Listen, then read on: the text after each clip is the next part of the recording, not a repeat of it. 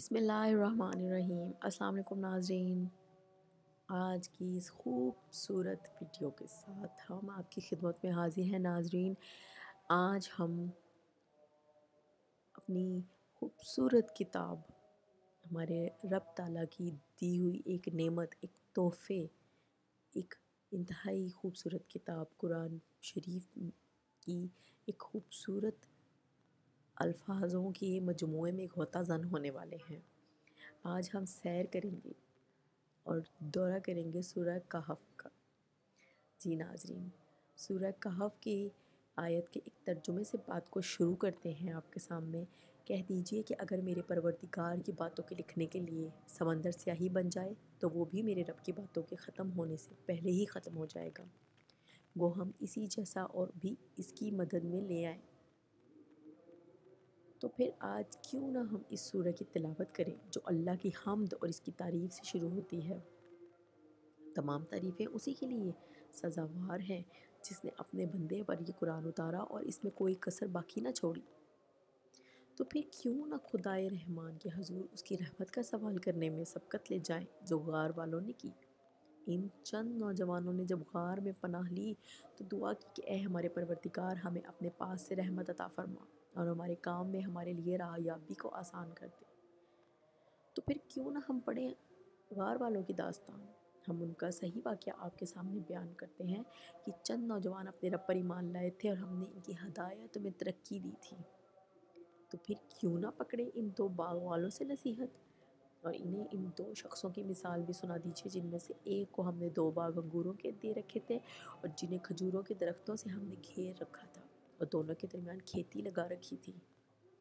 تو پھر اس خوب علم والے سے نہ سنیں قصہ موسیٰ کے علم کا اور نہ دیکھیں حکمت خضر علیہ السلام کی۔ بس ہمارے بندوں میں سے ایک بندے کو پایا جسے ہم نے اپنے پاس کی خاص رحمت عطا فرما رکھی تھی اور اسے اپنے پاس سے خاص علم سکھا رکھا تھا۔ اس سے موسیٰ نے کہا، میں آپ کی تابعداری کروں کہ آپ مجھے اس نیک علم کو سکھا دیں جو آپ کو سکھایا گیا ہے۔ اس نے کہا، آپ میرے ساتھ ہرگز صبر نہیں کر سکتے اور جس چیز کو آپ اپنے علم میں نہ لیا ہو اس پر صبر کر بھی کیسے سکتے ہیں۔ تو پھر کیوں نہ پڑھیں واقعہ ذوالقرنین کی دیوار کا۔ آپ سے ذوالقرنین کا واقعہ یہ لوگ دریافت کر رہے ہیں۔ آپ کہہ دیجئے کہ میں ان کا تھوڑا سا حال تمہیں پڑھ کر سناتا ہوں۔ تو پھر کیوں نہ تلاش کریں ہم اپنی زندگی کا مقصد۔ روئے زمین پر جو کچھ ہے ہم نے اسے زمین کی رونق کا باعث بنایا ہے۔ ہم انہیں آزما لیں کہ ان میں سے کون نیک اعمال والا ہے۔ پھر کیا نہ کرنا سیکھیں ہم توکل اور وعدہ کرنے کا عمدہ انداز کہ آئندہ کل کے بارے میں وعدہ کرتے وقت انشاءاللہ کہہ کر اللہ کو گواہ کیسے بنانا ہے، کیونکہ انشاءاللہ کا لفظ ٹالنے کے لیے نہیں، وعدہ نبھانے کے لیے یقین دہانی ہوتی ہے، مگر یہ کوئی جائز عذر درمیان میں نہ آ جائے۔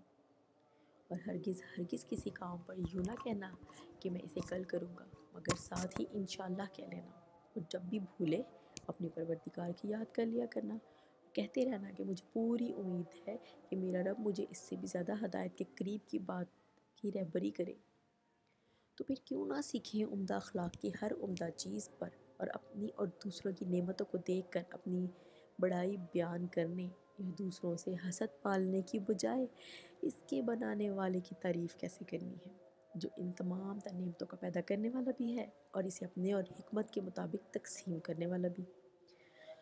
تو اپنے اپنے باغ میں جاتے وقت کیوں نہ کہا کہ اللہ کا چاہا ہونے والا ہے، کوئی طاقت نہیں مگر اللہ کی مدد سے، اگر تو مجھے مال و اولاد میں اپنے سے کم دیکھ رہا ہے۔ اور کیوں نہ ہم اپنے دوستوں کے معیار کو پرکھیں کہ ہمارا اٹھنا بیٹھنا اللہ کے ذاکرین بندوں کے ساتھ ہے یا دنیاوی زینت کی شیدائیوں کے ساتھ، اور اپنے آپ کو انہی کے ساتھ رکھا کرو جو آپ اپنے پروردگار کو صبح و شام پکارتے ہیں اور اس کے چہرے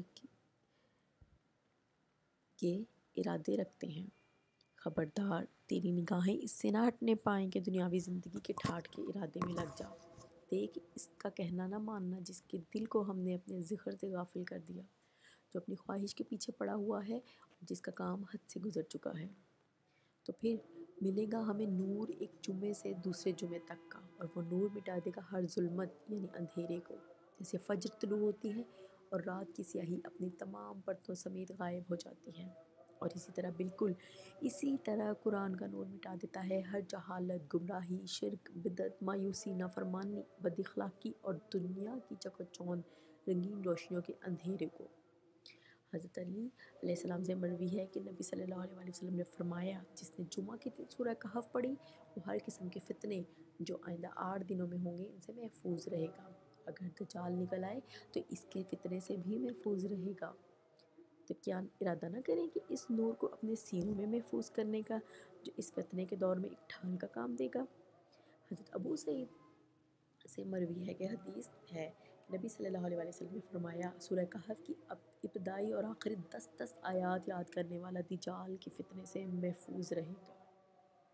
اے ہمارے رب، اے رحمان، ہمیں توفیق دیجیے کہ ہم اس نور کو خوب خوب جان لینے والے بن جائیں، اور یہ نور نہ صرف یہ کہ دنیا میں ہمیں ہر فتنے سے بچا لے، بلکہ روز قیامت جب سورج اور چاند لپیٹ دیے جائیں اور سب کے پاس صرف ان کے اعمال کے مطابق ہی نور ہوگا۔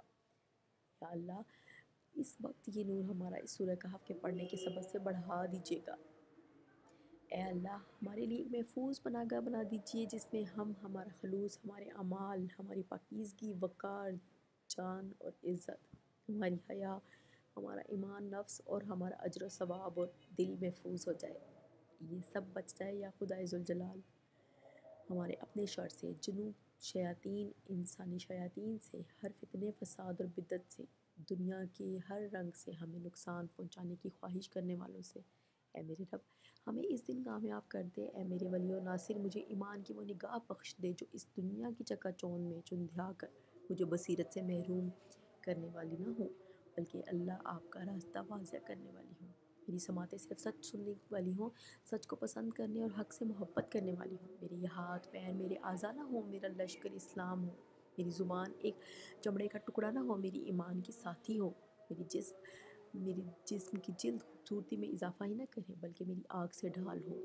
میری ایک سانس میری زندگی کی مہلت کو قطرہ قطرہ پگھلانے کی بجائے میرے درجات کو بلند کرتی جائے، اور تجھے راحت، رضوان، سکون اور اطمینان قلب ایسے عنایت کیا جائے کہ میرے دل میں نور الہی اور ایمان کی روشنی ہو۔ آمین۔